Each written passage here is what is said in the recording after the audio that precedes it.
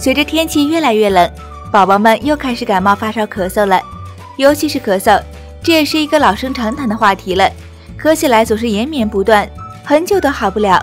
其实作为家长，首先要分清楚宝宝是风寒咳嗽还是风热咳嗽。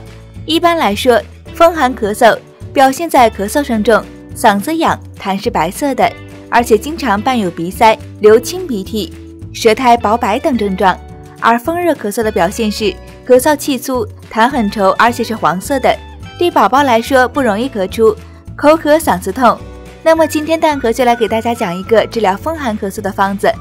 葱白切断洗净，加入清水，大火烧开，再转小火煮3分钟左右，直至散发出葱香味儿，熄火倒入碗里，温凉，留葱喝水就可以了。各位宝妈们，你们也不妨试试这个小偏方吧。